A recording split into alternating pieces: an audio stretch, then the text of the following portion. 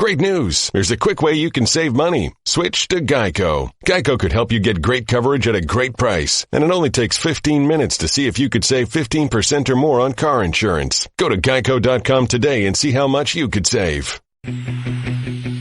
Welcome to the NBA's Summer of Chaos. Man, stop doing this with the super teams. We're going to change our team name to the LeBron. Where will he go? It feels like players are taking their own health into their own hands. What I test positive for? Well, we don't know. This is a bed that the Buccaneers made, and now they get to sleep in it. I promise you, they are getting tired of this. I was surprised, actually, that they even wanted to have a mascot. I came out in the hallway, and a couple of people I scared the hell out of. Hi, folks. I'm Dandy, the mascot of the New York Yankees.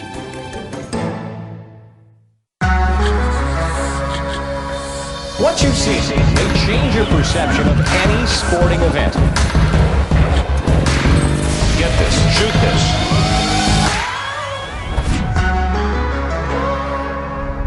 Welcome to Outside the Lines. I'm Doug Kazarian, filling in for Bob Lee. The clock is ticking on LeBron and the other free agents to be, but what's going on behind the scenes? That's our big story this Monday. Now, when all is said and done, we could very well point to today as the exact moment where the idea was created to land LeBron James, the King's holy grail of sales pitches.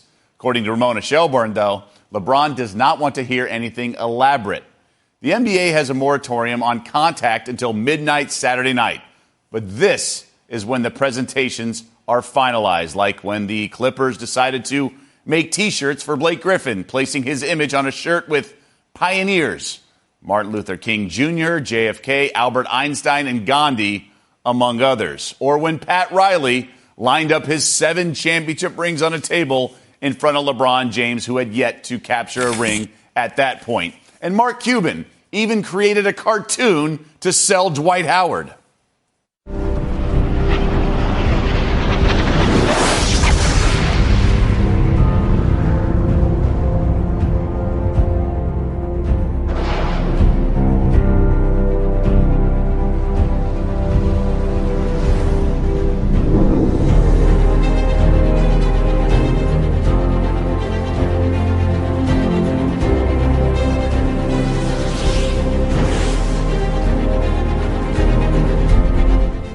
Private jets and billboards are so played out. Aside from the hoopla, these meetings also have plenty of substance. The infamous Hamptons Five discussed actual basketball and how Durant could thrive in the Warriors system with assurances from Steph and Clay that there were plenty of shots to go around. There were, and it's working. And these meetings also lack substance, like when the Lakers seemed completely clueless to analytics and the franchise essentially has been embarrassed, failing to land a single marquee free agent since its last title, even players who already lived in L.A. We need more of a scoop, so let's go and welcome in our friend Brian Windhorst here. Brian, when you think about this particular week, what stands out as teams prep for their window of opportunity with a free agent like LeBron James? All the iPads that are being put together by all these technical directors and all these teams that will be shown to these players who they will immediately give to their friends or kids and never look at again. I feel bad for all that work that goes into these iPads and the famous virtual reality presentation that the Warriors put together over the course of weeks for Kevin Durant in the Hamptons that didn't even work properly. These are the times when the teams are putting that together. They've spent the last couple of months, Doug, trying to figure out when they get in front of the player what they have to present. But ultimately, it almost always comes down to the amount of money. And if the amount of money is equal everywhere, it comes down to the city or the teammates. And those are things that it's very difficult for teams to change at this point. The rest of it, for the most part, is window dressing.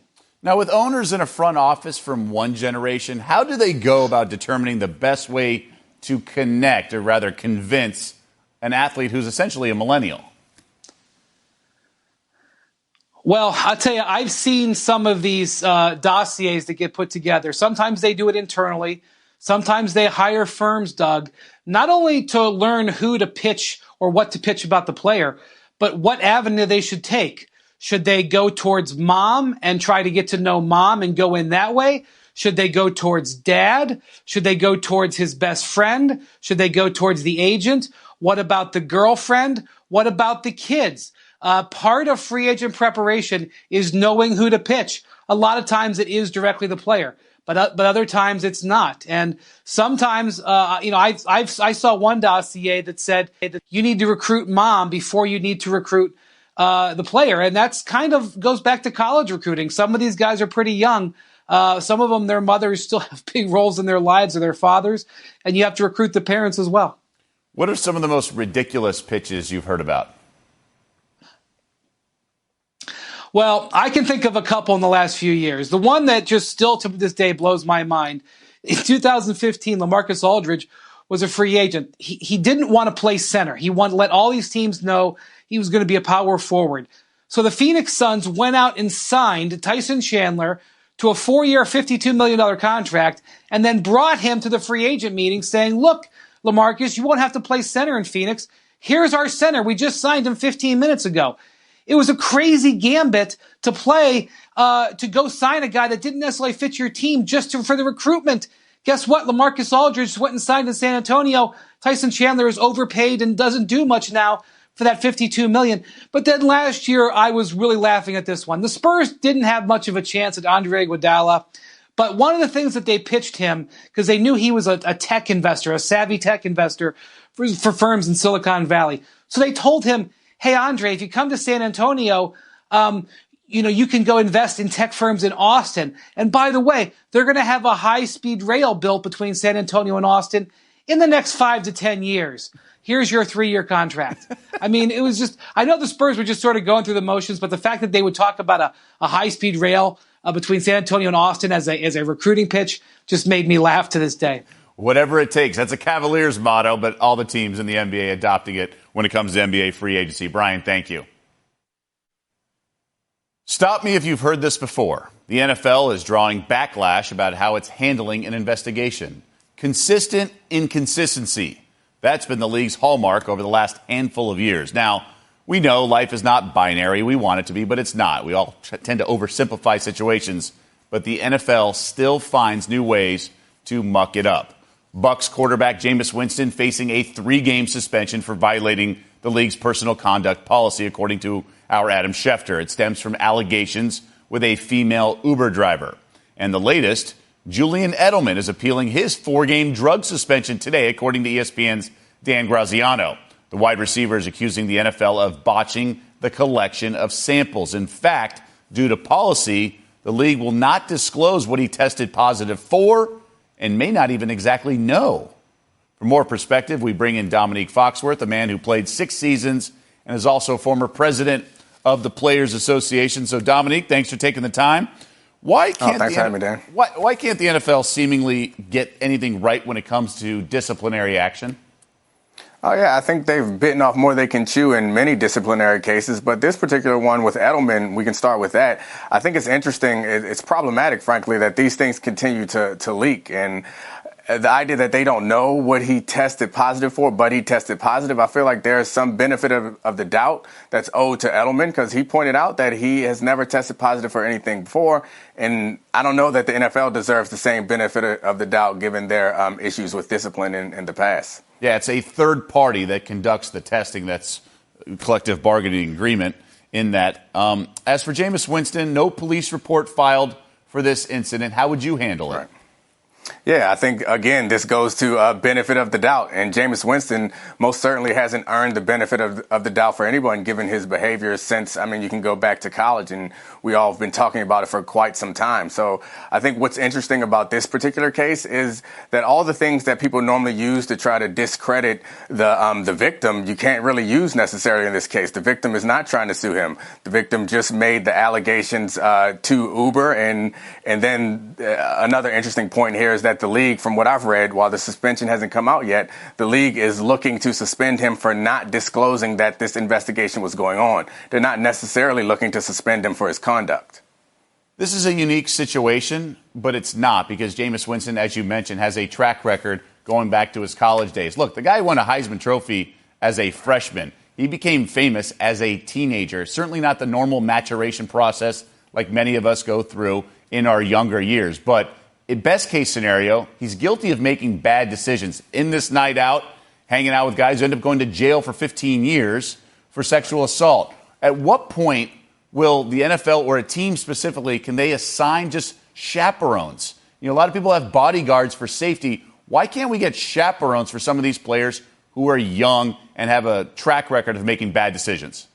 Yeah, I mean, I think at least for Jameis Winston, it goes a little further than just bad decisions. And I'm not sure that a chaperone would be the solution. I think one of the solutions that's been bantied about, at least in Tampa Bay, is that maybe they should move on from Jameis Winston. It's a super interesting question because he's an above average quarterback in the league, which are very hard to find. And the idea that this is being seriously entertained down there speaks to not necessarily his on-field play, which has not lived up necessarily to his number one overall draft position. But because it's off the field decision making, and he's shown he's spoken many times about how he's seen the light and he's going to change his behavior. But if the most recent allegations are true, it seems as if he is incapable to do so. And I'm not sure that having a chaperone, no one can have someone with them 100% of the time. I'm not sure that will correct his decision making. And when I was suggesting chaperones, I'm implying the innocent until proven guilty. Obviously, if the allegations are more severe, then obviously cutting him is the answer. That's our Dominique Foxworth joining us here. Thank you very much. No problem. Up next, the only thing faster than a New York minute, the tenure of the Yankees mascot. I don't think it went over too well because I've already forgotten.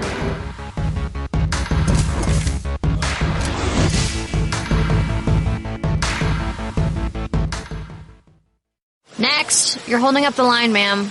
What did you say? You're next in line for the water slide, ma'am. Feet forward and enjoy the ride. Okay, dearie. This does look fun. Whee-oh! You melted me. I've melted. The Wicked Witch of the West on a water slide? Surprising. What's not surprising? How much you could save by switching to Geico. See what you've done. Oh! Geico. 15 minutes could save you 15% or more.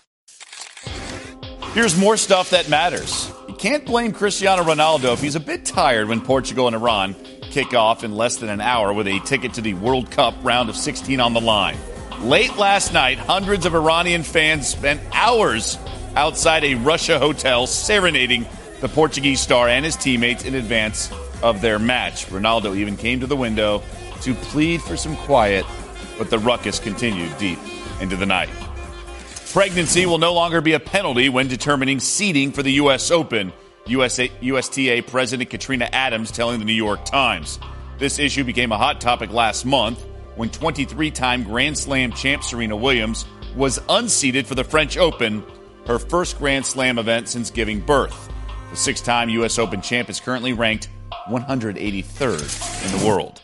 Today in Detroit, Edwin Jackson will make baseball history. He will pitch for his 13th big league team, tying Octavio Dotel's record for playing for the most franchises. Jackson, now in his 15th season, is seeking his 99th career victory against 120 losses. The Yankees were not always elitist, the hoity-toity that won't even allow players to have facial hair. For a hot second, it was a different time. I'm talking about a time with a mascot. In 1979, yes, the Yankees had a mascot.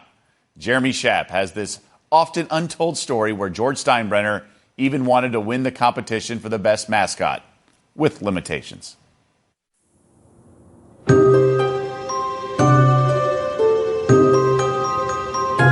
There's no professional sports team like the New York Yankees. 27 World Series titles. Yankees win! 40 pennants. 26 Hall of Famers. History with an exclamation point! But there's one Yankee in particular who has been erased from the franchise's otherwise glorious history. What do you remember about the great Yankee mascot? What mascot? We had a mascot? I'll be damned. Looks like Yosemite Sam. I don't think it went over too well because I've already forgotten. So, the Yankees. Oh, dear. I was surprised, actually, that they even wanted to have a mascot. Of course, Mr. Steinbrenner did have a reputation, and we were well aware of it.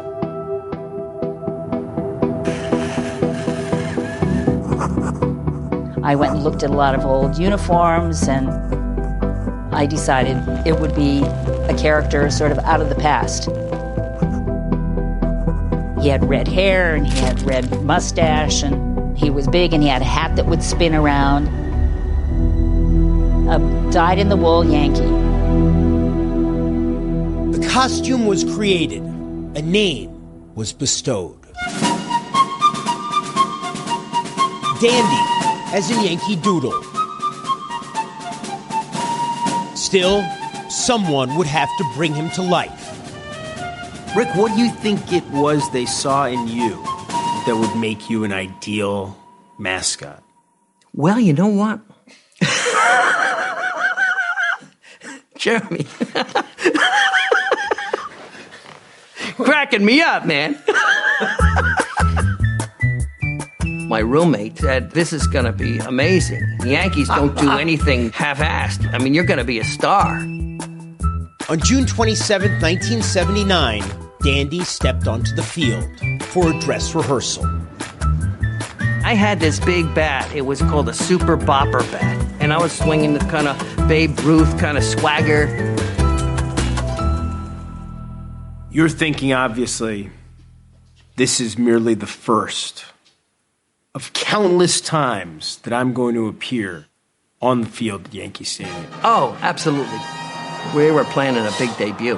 And I was going to come out on top of a big truck from the bullpen to a theme song for the mascot.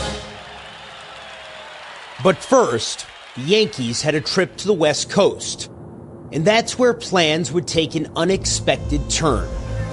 July 10th, 1979. That particular day, the Mariners were beating us again. And then they'd rub it in your face by bringing the chicken in to do promotion. He started with his plucking and then stuff. It really peeved me off. Now, I told him, get the heck off the field. Probably a little stronger than that, you know? Do you remember what you said after the game when reporters asked you about the incident? This is a baseball game. This is not a comedy show, you know? You don't need a mascot.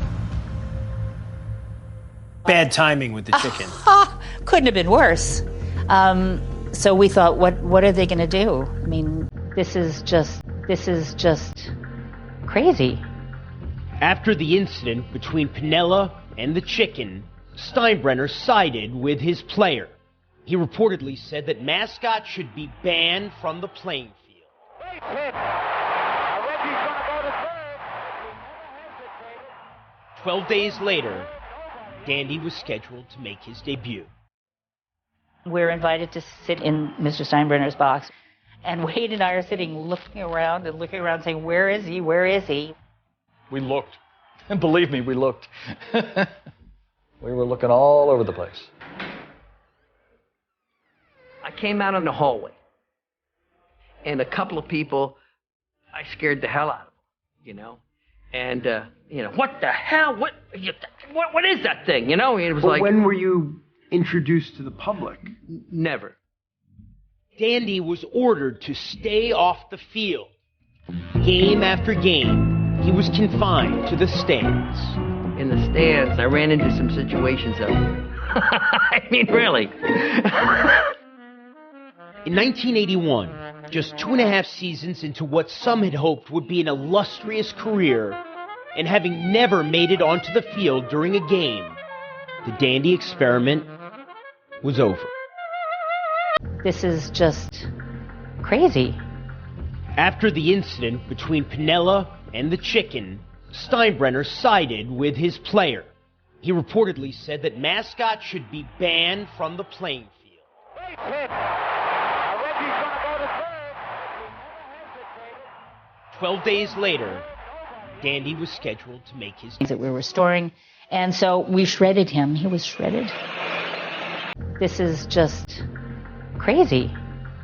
After the incident between Piniella and the chicken, Steinbrenner sided with his player. He reportedly said that mascots should be banned from the playing field.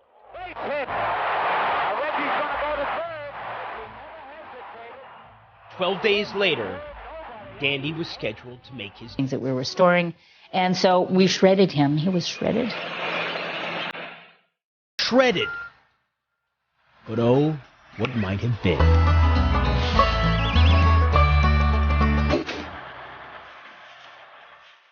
Jeremy Schaap reporting. We reached out to the Yankees to see if there was any interest in returning Dandy to the fold. There was no response. If you pay attention to TV ratings, the NBA is crushing it, but in my opinion, it has a giant problem on its hands, and I also have the answer. And it comes down to one simple concept that needs to change. Tonight on ESPN, we'll have another College World Series Major League Baseball doubleheader. Game 1, Arkansas and Oregon State from Omaha. That's at 7 Eastern, and then out to L.A. for the Game 1 of a 4-game set between the Cubs and Dodgers, two clubs with postseason aspirations. 6 Eastern on SportsCenter on ESPN. More on the debate, LeBron or Harden for MVP, as awards are handed out tonight. Brian Windhorst on how the NBA free agent dominoes would fall, and a look at the Yanks' first 3-game losing skid of the season. LeBron James, Kawhi Leonard, and Chris Paul could all be on the move this summer, and maybe even join forces, a narrative that's become all too familiar every summer. There's only one solution to the NBA's biggest problem: the max player contract. This limitation only exists in basketball, which is the most predictable sport. That's not a coincidence. By placing a cap within a cap, the NBA has enabled super teams, and thus only 2.5 teams can win the title every year. Don't get me wrong, the salary cap is fine, but the cap on a single player is not. Right now, the top 22 players are only separated by $12 million. Let me crystallize that for you. LeBron, $35 million per year. LeBron at 35. Kyle Lowry at 31. Mike Conley at 30.5. Otto Porter at 26. Teams are told to spend X amount total, but prohibited from spending more than Y on a single player. So when a team strikes out on a legit superstar, they overspend on a fringe all-star because they have the money left. This creates incredible inefficiency because not all max players are created equal. However, remove the max deal, and the best players like LeBron, Curry, Harden, and Durant will be able to make what the market dictates. Salaries will be directly correlated to their abilities. Goodbye super teams, because stars won't take $25 million to play with one another when they can make 50 or 60 elsewhere. So that means superstars will be spread out across the league. Players Association head Michelle Roberts must get this done in the next CBA. Won't be popular. After all, the middle-class talent will suffer, but the league as a whole will benefit. Much more balanced and less predictable results. I'm Doug Kazarian. This has been Outside the Lines. Bob Lee returns tomorrow, and NFL Live is next.